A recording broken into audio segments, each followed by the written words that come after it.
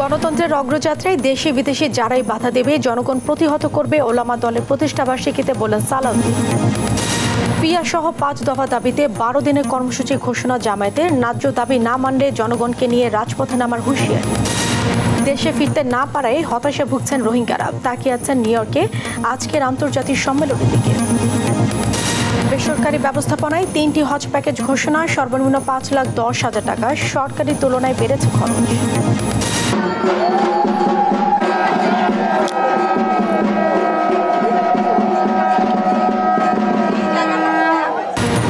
দুর্গাপূজার মহাষ্টমীতে হলো কুমারী পূজা, মন্ত্রপাঠ, ধূপ আর আরতিতে ভক্তদের দেবী বন্দনা, মণ্ডপে মণ্ডপে পর্যটক এবং পূজা ঘিরে টানা 4 দিনের ছুটিতে কক্সবাজার কুয়াকাটায় পর্যটকের ঢল।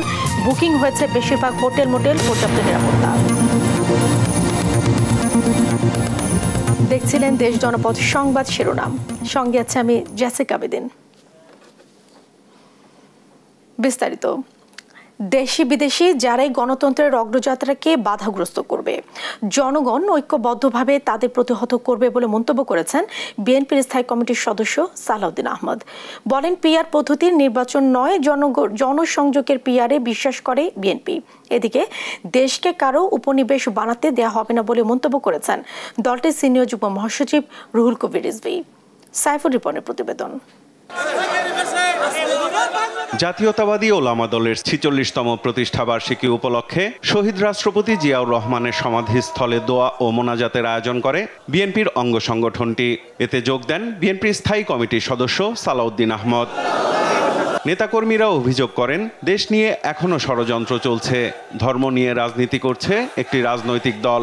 যখনই বাংলাদেশের মানুষ গণতন্ত্রের পথে এগিয়ে যায় তখনই এই আন্তর্জাতিক চক্র আমাদের বিরুদ্ধে ষড়যন্ত্র করে এবং সেই ষড়যন্ত্রের মধ্যেই আমাদের স্বাধীনতার বিপক্ষে যেসব রাজনৈতিক দলগুলো ছিল তারা আবার তার সহযোগিতা করে। এখনও তার কোনো ব্যত্যয় হচ্ছে না। সালাউদ্দিন আহমদ বলেন, গণতন্ত্রের উত্তরণে যারা বাধা দেবে তাদের রাজনৈতিকভাবে প্রত্যাখ্যান করবে দেশের জনগণ। গণ অভ্যুত্থান পরবর্তী পরিস্থিতিতে বাংলাদেশের জনগণ সংকল্পবদ্ধ। এদেশের গণতন্ত্র উত্তরণের পথে যারাই বাধা সৃষ্টি করবে এবং কোনো রকমের ষড়যন্ত্র করবে, সে দেশি হোক বিদেশি হোক, তাদেরকে তারা প্রতিহত করবে। পিআর পদ্ধতির সরকার অস্থিতিশীল হয় দাবি করে সালাউদ্দিন আহমদ বলেন, দেশের অধিকাংশ মানুষ এ পদ্ধতির বিরুদ্ধে। যদি 56% লোক পিআর পদ্ধতি নাই বুঝে, তাহলে 70% লোক কীভাবে পিআর পদ্ধতি চায় সেটা আমাদের বুঝে আসে না। আমরা পিআর মানে মনে করি পাবলিক রিলেশন, আমরা পিআর মানে মনে করি জনসংযোগ। এখন সবাই জনসংযোগে আছে, সেই পিআরে আমরা বিশ্বাস করি। যারা প্রপোর্শনাল রিপ্রেজেন্টেশন মানে পার্মানেন্ট রেস্টলেসনেস প্রতিষ্ঠা করতে চায় তারা সফল হবে না। এদিকে ঢাকা বিশ্ববিদ্যালয়ের জগন্নাথ হলে দুর্গাপূজা পরিদর্শনে গিয়ে দলের সিনিয়র যুগ্ম মহাসচিব রুহুল কবির রিজভী অভিযোগ করেন, পরাজিত শক্তি নাশকতা তৈরির চেষ্টা করছে। কেউ যদি বাংলাদেশকে নয়া উপনিবেশ বানাতে চায়, দিল্লি এবং দিল্লির যারা দাবিদারি করেছে দেশের পরাজিত শক্তি, তারা যদি নয়া উপনিবেশ বানাতে চায়, এদেশে হিন্দু মুসলমান সবাই একযোগে সেটি প্রতিহত করবে। এটা কি কোনো উপনিবেশ বানাতে দেবে না। সাইফুল রিপন, দেশ টিভি, ঢাকা। আইনি ভিত্তি নিশ্চিত করে জুলাই সনদ বাস্তবায়ন, পিআর পদ্ধতিতে নির্বাচন সহ 5 দফা দাবিতে দ্বিতীয় ধাপে 12 দিনের যুগপৎ কর্মসূচি ঘোষণা করেছে জামায়াতে ইসলামী। মঙ্গলবার দুপুরে মগবাজারের আল ফালা মিলনায়তনে সংবাদ সম্মেলনে দলটির সেক্রেটারি জেনারেল মিয়া গোলাম পরওয়ার এ কর্মসূচি ঘোষণা করেন।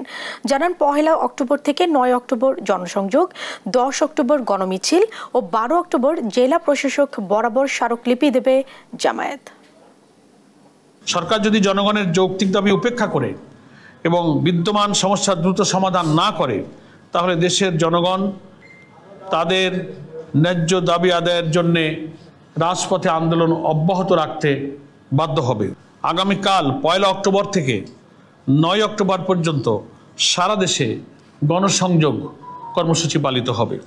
আগামী 10 অক্টোবর রাজধানী সহ সকল বিভাগীয় সদরে গণমিছিল করা হবে। 12 অক্টোবর সারা দেশে জেলা প্রশাসকের মাধ্যমে আমরা স্মারকলিপি পেশ করব। উদ্বাস্তু জীবন আর নানামুখী সংকটের মধ্যেও নিজ দেশ মিয়ানমারে ফিরতে না পারায় হতাশায় ভুগছে রোহিঙ্গারা। যে কোনো মূল্যে নিজ ভূমিতে ফিরতে চান তারা।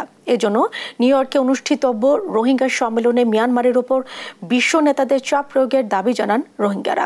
বিশ্লেষকরা বলছেন, সম্মেলনে রোহিঙ্গাদের জন্য অর্থ সহায়তার পাশাপাশি প্রত্যাবাসনে বিশ্ব সম্প্রদায়ের প্রতি জোর তাগিদ দিতে হবে।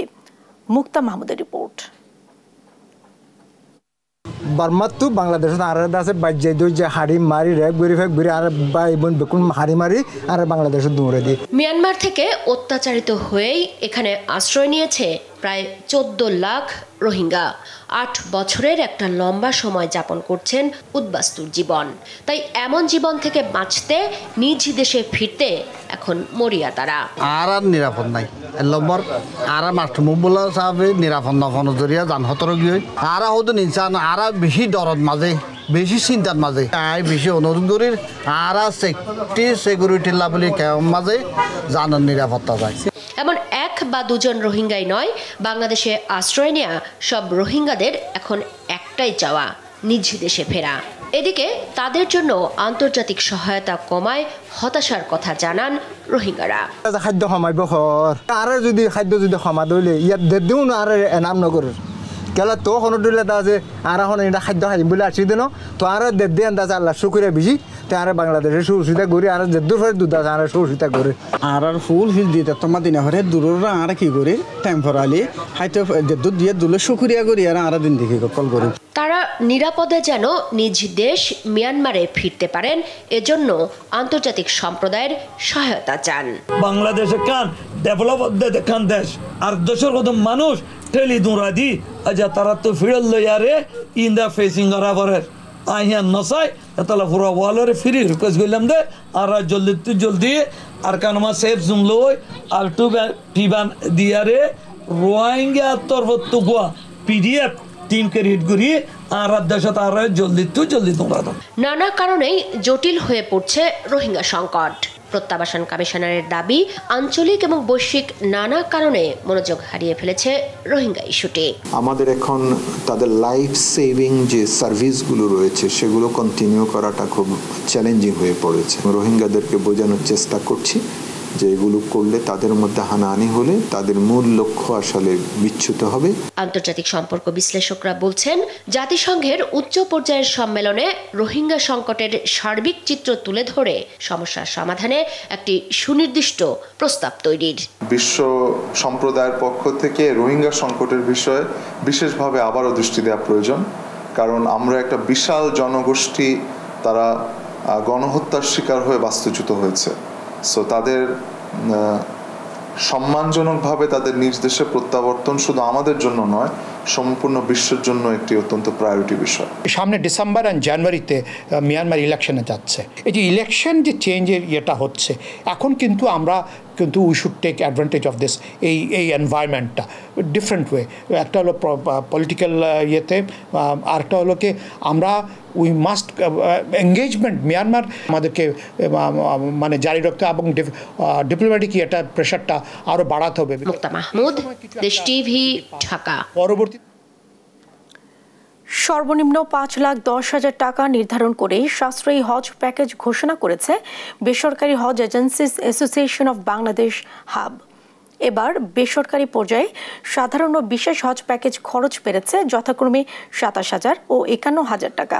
এবছর হজের সঙ্গে কোরবানির খরচ যোগ হওয়া খরচ বাড়ার কারণ বলে জানান হাব মহাসচিব। ফজলে আদিত্যের রিপোর্ট, জানাচ্ছেন আলী আক্কাস আকাশ। প্রতি বছর সারা বিশ্ব থেকে কোটি প্রাণ উপস্থিত হন মহান রবের ডাকে, তেমনি বাংলাদেশ থেকেও লাখো মুসল্লি হাজির হন পবিত্র মক্কা শরীফে। উদ্দেশ্য জীবনে একবার পবিত্র হজ সম্পন্ন করা। আগামী বছরের হজ যাত্রীদের জন্য 3টি প্যাকেজ ঘোষণা করেছে বেসরকারি হজ agency association of Bangladesh HAAB. এতে সর্বনিম্ন 5,10,000 টাকা ধরা হয়েছে সাশ্রয়ী প্যাকেজ। এটি এবারই চালু করা হয়েছে। অন্যদিকে গত বছরের তুলনায় 27,000 টাকা বাড়িয়ে 5,50,000 সাধারণ প্যাকেজ ও 51,000 টাকা বাড়িয়ে বিশেষ হজ প্যাকেজ 7,50,000 টাকা নির্ধারণ করা হয়েছে। 2025 সালে হজ যাত্রীদের বিমান ভাড়া ছিল 1,67,820, যদিও এটি অন্যায়ভাবে এর আগে 2 বছর প্রায় 2 লক্ষ টাকা করে হজ যাত্রীদের থেকে আদায় করা হয়েছিল, যেটি আমরা মনে করি হজ যাত্রীদের প্রতি একটি জুলুম ছিল, অন্যায় ছিল এবং এটি হজ যাত্রীদের থেকে এই টাকাগুলো লুট করা হয়েছিল বলে আমরা মনে করি। এদিকে গত সোমবার 3টি প্যাকেজ ঘোষণা করে সরকার, যেখানে 4,67,000 টাকা সর্বনিম্ন মূল্য ধরে ঘোষণা করা হয় প্যাকেজ 1, যা হাব ঘোষিত মূল্যের চেয়ে 43,000 টাকা কম। এছাড়া দ্বিতীয় প্যাকেজটি 5,59,000 টাকা ঘোষণা করে সরকার, যা হাব ঘোষিত মূল্যের চেয়ে 9,000 টাকা বেশি। এছাড়া তৃতীয় প্যাকেজ 6,90,000 টাকা ঘোষণা করে সরকার, যা হাবের চেয়ে 60,000 টাকা কম। হজ যাত্রীদের থেকে অতিরিক্ত প্রায় $800 বেশি বিমান ভাড়া নেওয়া হয় বিগত সময়ে, যেটা তাদের প্রতি অন্যায় বলে মন্তব্য করেন হাব সভাপতি। আগামী বছর অন্তত আরও $100 কমানোর প্রস্তাব দেন তিনি। একটাই দিতে পারবেন যে একটা লোক কানতেছে, একটা লোকের দিতে পারবেন 2025 সালে যে সুন্দর হজ হয়েছে, সুষ্ঠুভাবে হজ হয়েছে, এটা বাংলাদেশ 54 বছরের মধ্যে সবচেয়ে বেশি হজ হয়েছে, সবচেয়ে সুন্দর হজ হয়েছে এবং দক্ষিণ এশিয়ার ভিতরে আমরা ফার্স্ট হয়েছি। ইনশাআল্লাহ এই বছর আপনারা মনে করেন এই বছর সারা ওয়ার্ল্ডে আমরা ফার্স্ট হব ইনশাআল্লাহ। আগামী 12 অক্টোবর হজের রেজিস্ট্রেশনের শেষ দিন। 1,27,000 হজযাত্রী এবারের লক্ষ্যমাত্রা থাকলেও এখন পর্যন্ত রেজিস্ট্রেশন করেছে মাত্র 30,000 যাত্রী। আলী আকাশ, দেশ টিভি, ঢাকা।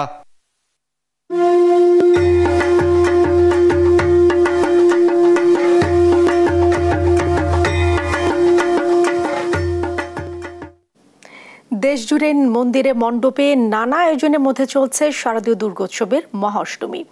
মঙ্গলবার সকালে মহাষ্টমীতে কুমারী পূজা হয় রামকৃষ্ণ মিশনগুলোতে। পূজা অর্চনায় ভিড় জমান ভক্ত অনুসারীরা। সহকর্মীদের তথ্যছবিতে আরো জানাচ্ছেন শায়লা খান। রাজশাহীর টাইগার মণ্ডপে শারদীয় দুর্গাপূজার অষ্টমীতে কুমারী পূজার আয়োজন করা হয়। মঙ্গলবার সকালে 6.5 বছর বয়সী অথরা দাসকে দেবী রূপে পূজা করা হয়। মা দুর্গা সবের জন্য মঙ্গল করবেন।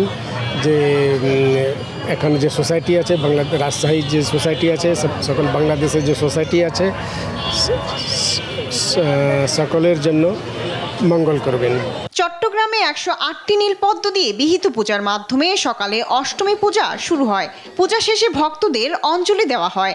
অষ্টমী শেষ হবে সন্ধি পূজার মধ্য দিয়ে। দুর্গা পূজা করলে আংশিক ফল লাভ হয়, কিন্তু কুমারী পূজা করলে সম্পূর্ণ ফল লাভ হয়।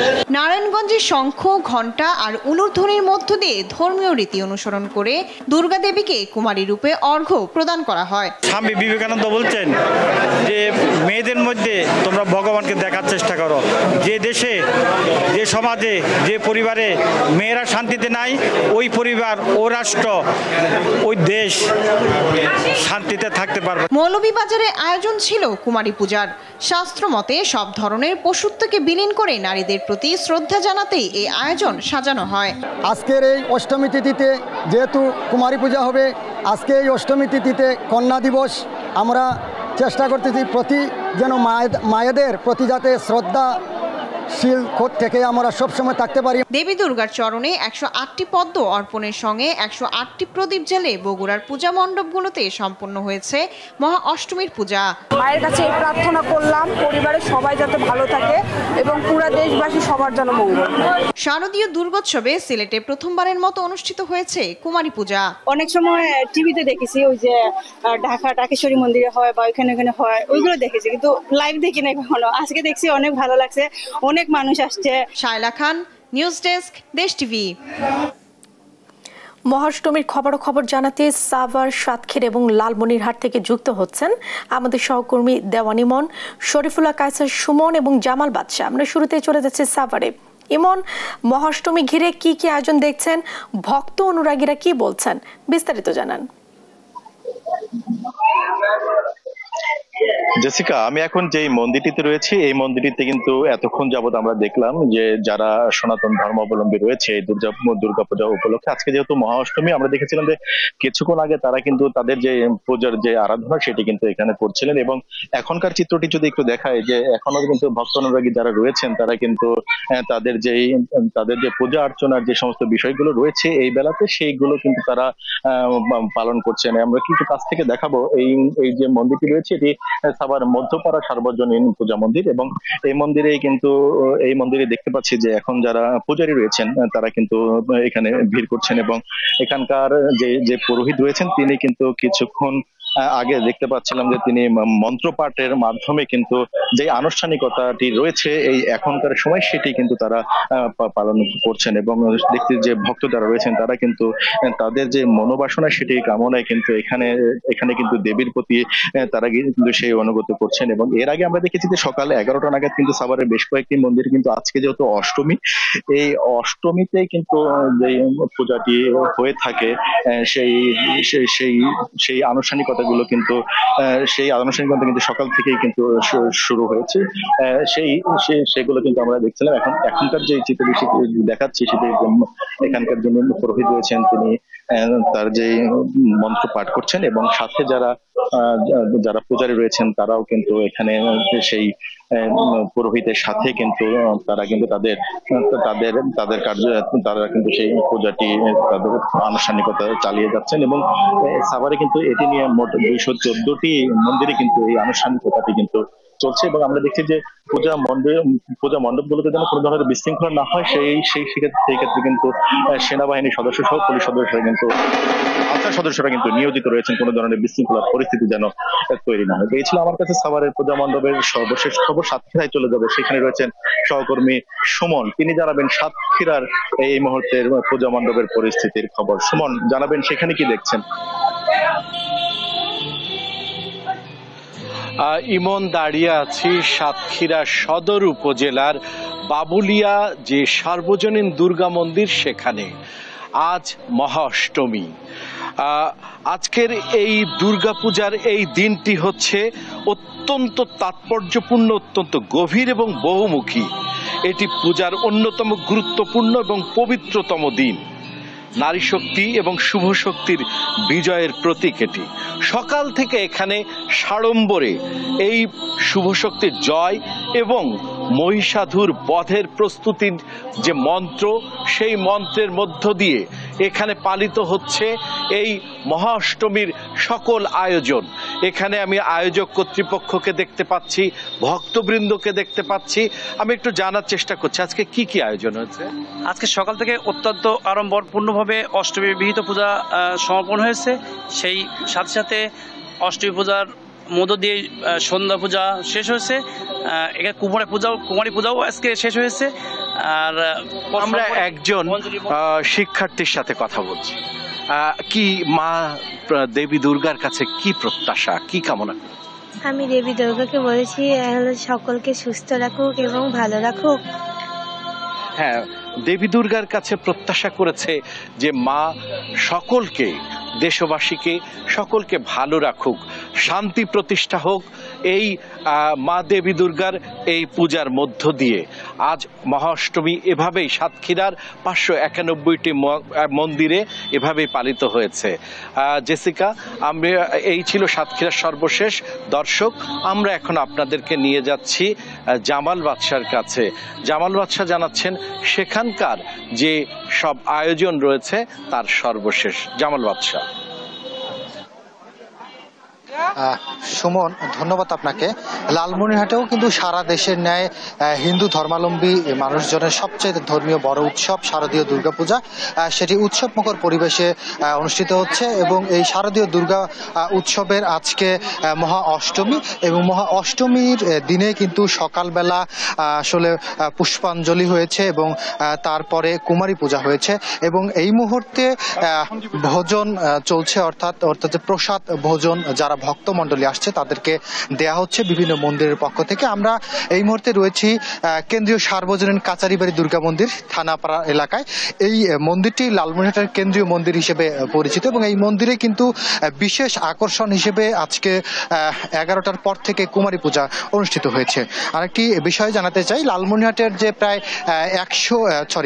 473টি মণ্ডপে এই পূজা অনুষ্ঠিত হচ্ছে। এই 473টি মণ্ডপেই পূজা শান্তিপূর্ণ শান্তিপূর্ণভাবে অনুষ্ঠিত করতে জেলা প্রশাসনের পক্ষ থেকে, জেলা পুলিশের পক্ষ থেকে নানা ধরনের উদ্যোগ গ্রহণ করা হয়েছে। এছাড়া আইন শৃঙ্খলা রক্ষার ক্ষেত্রে কিন্তু আইন শৃঙ্খলা রক্ষাকারী সদস্যরা, বিশেষ করে আনসার সদস্যরা কাজ করছেন। আমরা একজন ব্যক্তির সাথে কথা বলতে চাই, এই কেন্দ্রীয় মন্দিরের সভাপতি দুলাল কর্মকার। আপনি একটু জানাবেন যে আপনাদের এই মন্দিরের কি কি ধরনের আয়োজন আসলে ছিল এবং আজকে কি ধরনের আয়োজন আছে এবং দশমী পর্যন্ত আপনারা কি কি ধরনের প্রোগ্রাম রেখেছেন? আমি দুলাল কর্মকার।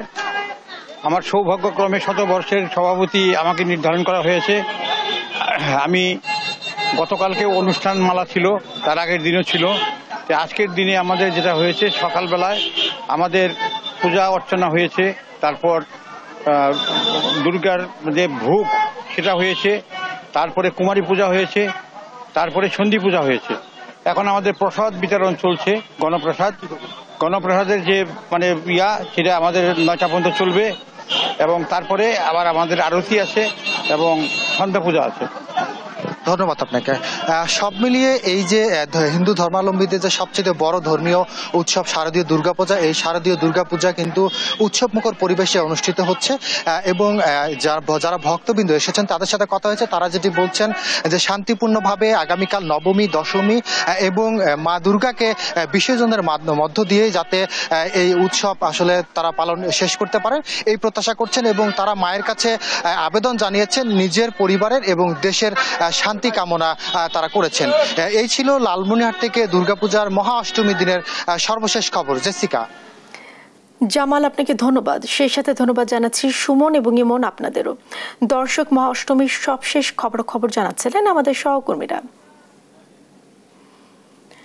মৌলভীবাজারের রাজনগর উপজেলায় 5 গ্রামে চলছে ব্যতিক্রমী দুর্গাপূজা। শুধু মৌলভীবাজারে দেখা যায় লাল বর্ণের দুর্গা প্রতিমা।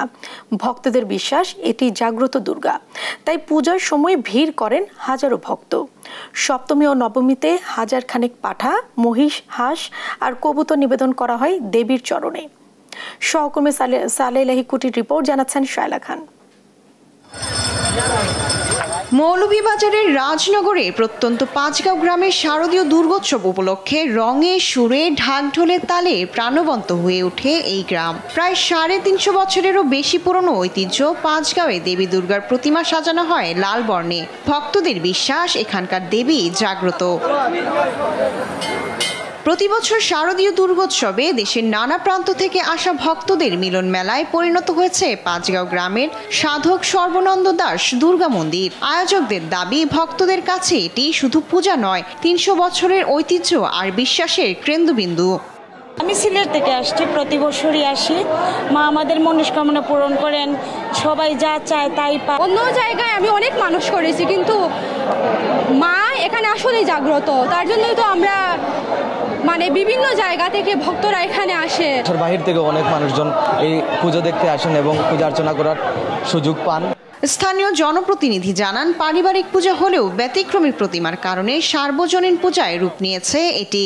পূজা হচ্ছে পারিবারিক, সে পূজাতে দেখা গেছে অনেক মানুষ সমাগম হচ্ছে এবং বিভিন্ন অঞ্চল থেকে, দেশে বিদেশে সেখান থেকে মানুষ আসছে এবং রূপ নিচ্ছে সার্বজনীন হিসাবে। পূর্বপুরুষ সর্বানন্দ দাস এই পূজার প্রচলন করেছিলেন, তখন থেকেই এই পূজা করে আসছে আয়োজকরা। রাজনগর কি এই উপমহাদেশে লাল বর্ণ আর কোথাও নেই, এই লাল বর্ণেই পূজিত হয়ে আসছে। লাল দেবীর পূজায় নিরাপত্তার জন্য প্রশাসনের পক্ষ থেকে নেওয়া হয়েছে বিশেষ উদ্যোগ। এটা অনেক পুরনো এবং এখানে অনেক জাগ্রত দেবী রয়েছেন, এই জন্যই হয়তো বা দর্শনার্থীর সংখ্যা এখানে এত পরিমাণে বেশি। তাদের আসা যাওয়াটা যাতে নির্বিঘ্ন হয় সে লক্ষ্যে আমরা কাজ করে যাচ্ছি। শান্ত স্নিগ্ধ গ্রামটি কয়েকদিনের জন্য রূপ নেয় উৎসবের আমেজ। ভক্ত দর্শনার্থীদের পদচারণায় দেয় ভ্রাতৃত্ব ও সম্প্রীতির বার্তা। শায়লা খান, নিউজ ডেস্ক, দেশ টিভি। খাগড়াছড়িতে চতুর্থ দিনের মতো চলছে সড়ক অবরোধ।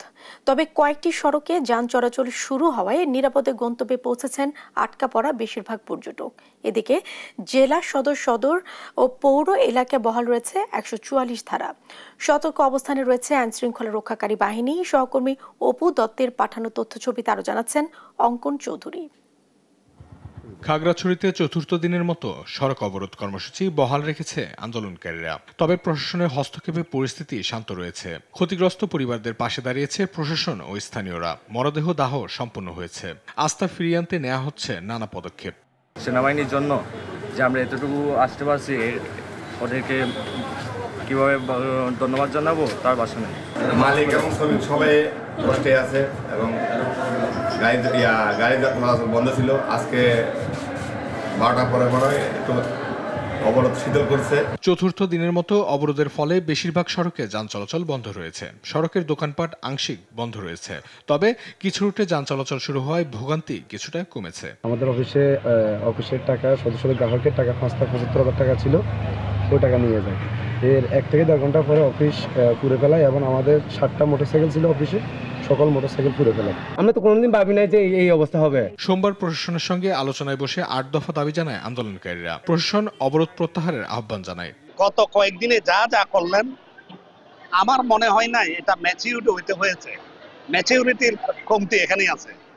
আরে ভাই, একটা ইস্যু নিয়ে আমরা করব, এটাকে আমি যখন মাল্টিফেরিয়াস এতে নিয়ে যাব, বাইরের লোকজন ঢুকে পড়বে। এই সুযোগ দিচ্ছি কেন আমি? সুতরাং একটা ইস্যু নিয়ে থাকেন, অবজেক্টিভ ফুলফিল করেন।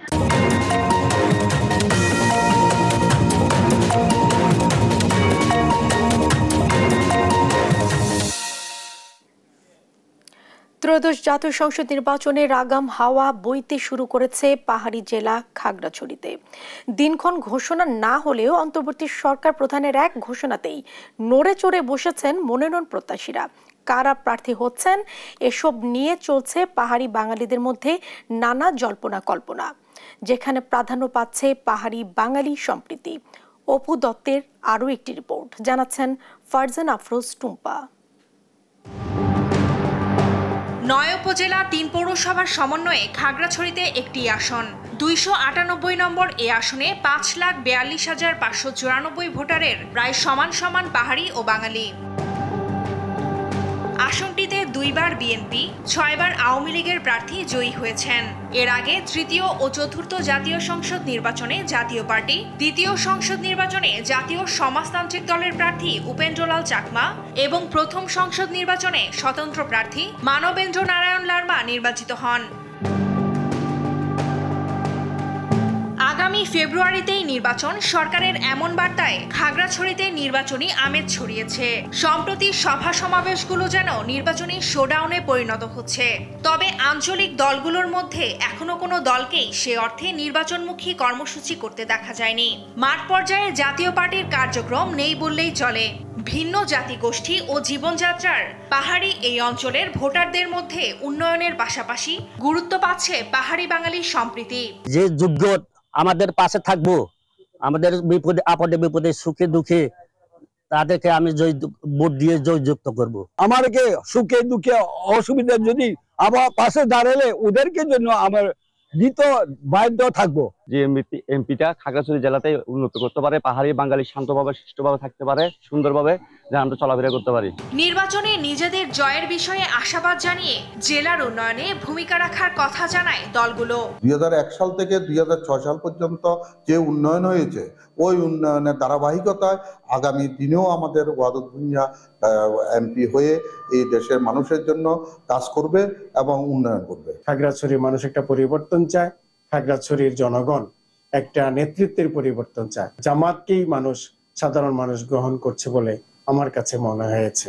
নির্বাচনে জয়ী হলে এই এলাকার মানুষের মানসম্মত শিক্ষা, স্বাস্থ্যসেবা ও জীবনযাত্রার মান নিয়ে এই এলাকার মানুষের জন্য এনসিপি কাজ করতে চায়। খাগড়াছড়ি আসনের ভোটে বড় প্রতিদ্বন্দ্বী হতে পারে প্রসিত খিসাপন্থী পাহাড়ের আঞ্চলিক দল ইউনাইটেড পিপলস ডেমোক্রেটিক ফ্রন্ট ইউপিডিএফ। বিগত নির্বাচনগুলোতে স্বতন্ত্র হিসেবে তারা অনুগত প্রার্থী দিয়ে আসছে। নতুন প্রেক্ষাপটে ইউপিডিএফ এর সাথে আরেক আঞ্চলিক দল পার্বত্য চট্টগ্রাম জনসংহতি সমিতি MN লারমা গ্রুপ অংশের নির্বাচনী সমঝোতার কথা শোনা গেলেও এসব বিষয়ে মুখ খুলতে রাজি হচ্ছেন না নেতারা। ফারজানা আফরোজ টুম্পা, নিউজ ডেস্ক, দেশ টিভি। দুর্গাপূজায় ঘিরে সারা দেশে যে আনন্দ ঘন পরিবেশ সৃষ্টি হয়েছে, একইভাবে আগামী নির্বাচন উৎসব মুখর হবে বলে মন্তব্য করেছেন মুক্তিযুদ্ধ বিষয়ক উপদেষ্টা ফারুক আজম। মঙ্গলবার চট্টগ্রামে বিভিন্ন পূজা মণ্ডপ পরিদর্শনের সময় এ কথা বলেন তিনি। নগরীর বিভিন্ন এলাকার পূজা মণ্ডপ পরিদর্শনে সার্বিক খোঁজ খবর নেন উপদেষ্টা। দুপুরে চট্টগ্রামের বিভাগীয় কমিশনার ডক্টর মোহাম্মদ জিয়াউদ্দিনকে সঙ্গে নগরীর JM সেন হল প্রাঙ্গণে কেন্দ্রীয় পূজা উদযাপন কমিটি আয়োজিত মণ্ডপে যান উপদেষ্টা। পূজা মণ্ডপ পরিদর্শন করেছি, সেখানেও দেখেছি মানুষের মধ্যে উচ্ছ্বাস, মানুষের একটা ঐক্যতান সৃষ্টি হয়েছে এবং সেটা নিয়ে আমরা আগামী দিনে একটা শান্তিপূর্ণ উৎসবমুখর নির্বাচন আমাদের দেশে অনুষ্ঠিত হবে। আমদানি পণ্যের সরবরাহ ব্যবস্থা নির্বিঘ্ন রাখতে চট্টগ্রাম বন্দরের বহির্নোঙরে অভিযান চালিয়েছে বন্দর কর্তৃপক্ষ। মঙ্গলবার দুপুরে ব্রাভো এলাকায় ভ্রাম্যমাণ আদালতের অভিযানে নেতৃত্ব দেন নির্বাহী ম্যাজিস্ট্রেট সাদিয়া আফরিন। অভিযানে দেখা যায় বিশ্বাস গ্রুপের উম্মে কুলসুম নামের 6টি লাইটার জাহাজ নির্ধারিত 72 ঘন্টার চেয়ে অতিরিক্ত 12 দিন ধরে অবস্থান করছে। এছাড়া 11.5 টন পাথর বোঝাই গুলশানারা নামের আরেকটি জাহাজ অতিরিক্ত সময় অবস্থান করছে। এ সময় অনিয়ম পাওয়া এসব জাহাজ কর্তৃপক্ষের বিরুদ্ধে নেওয়া হয় ব্যবস্থা। শারদীয় দুর্গাপূজার টানা ছুটিতে ভ্রমণ পিপাসু মানুষের ঢল নেমেছে কক্সবাজার ও কুয়াকাটা সৈকতে। দেশের নানা প্রান্ত থেকে ছুটে আসা পর্যটককে মুখর হয়ে উঠেছে সৈকত। সেই সঙ্গে সরগরম হোটেল, মোটেল, রেস্টুরেন্ট, ঝিনুক ও কিটকটে দোকান সহ স্থানীয় ব্যবসা বাণিজ্যের। পর্যটকের হাসি আনন্দে প্রাণ ফিরেছে স্পটগুলোতে। অঙ্কন চৌধুরীর রিপোর্ট। মঙ্গলবার সকাল থেকেই দেশের দীর্ঘতম সমুদ্র সৈকত কক্সবাজারে ভিড় জমেছে হাজারো পর্যটকের। ভ্রমণ পিয়াসু মানুষের উপস্থিতিতে মুখর সৈকত পার্ক। উপচে পড়া ভিড় হোটেল, মোটেল, রেস্টুরেন্ট ও পর্যটন কেন্দ্রগুলোতে। ছুটির সময় পূজা বা ঈদে প্রচুর ভিড় থাকে, এটা একটা বিষয়। তারপর ভালো তো লাগেই, সবাই মিলে একসাথে আসছি, অনেক ভালো লাগছে। খুব ভালো লাগলো, ঘুরলাম ফিরলাম। একটা বাচ্চাদের পরীক্ষা শেষ, নাতিদের এই সুযোগে আসা। পর্যটকদের আগমনে জমে উঠেছে ঝিনুক, কিটকট সহ 16টি ধরনের ব্যবসা প্রতিষ্ঠান। দীর্ঘদিন পর ব্যবসায়ীদের মুখে ফুটেছে হাসি। হোটেল, মোটেলগুলোর প্রায় 80% রুমই বুকিং হয়ে গেছে। একই চিত্র কুয়াকাটার সমুদ্র সৈকতেও। ঢেউয়ের সঙ্গে খেলা, ছবি তোলার পরিবার পরিজনের সঙ্গে আনন্দ উল্লাসে কাটাচ্ছেন ভ্রমণ পিয়াসুদের সময়। সৈকত জুড়ে সৃষ্টি হয়েছে এক উৎসবমুখর পরিবেশ। হোটেল হচ্ছে, হোটেল মানসম্পন্ন চলমান, বাট আদার যে সুযোগ সুবিধাগুলো আছে, এই খাবার হোটেল বলেন বা একটা ভালো টি স্টল বলেন, এই ছোটখাটো বিষয়গুলোর দিকে নজর দিলে মনে হয় যে আরো বেশি এই জায়গাটা আরো বেশি অ্যাট্রাক্টেড হবে পর্যটকদের জন্য। অনেক কর্মব্যস্ততার মাঝে আসলে সকলেরই উচিত একটু সময় বের করে প্রাকৃতিক পরিবেশের সঙ্গে নিজেদেরকে সম্পর্কিত করা। ভালো লাগছে, অনেক লোকজনের ক্রাউড আছে, এটা খুব এনজয় করছি। সব মিলে দুর্গাপূজার ছুটি ঘিরে কক্সবাজার ও কুয়াকাটা রূপ নিয়েছে আনন্দঘন ও চিত্তাকর্ষক পর্যটন নগরীতে। অঙ্কন চৌধুরী, নিউজ ডেস্ক, দেশ টিভি। কক্সবাজারে পূজার ছুটিতে পর্যটকদের উপচে পড়া ভিড় দেখা গেছে। এতে খুশি হোটেল, মোটেল ব্যবসায়ী সহ পর্যটক সংশ্লিষ্টরা। বিস্তারিত জানাতে যুক্ত হচ্ছেন সহকর্মী আব্দুর রহমান। আব্দুর রহমান, বিকেলে পর্যটকদের উপস্থিতি আপনি কেমন দেখছেন, আর পর্যটকরা কি বলছেন?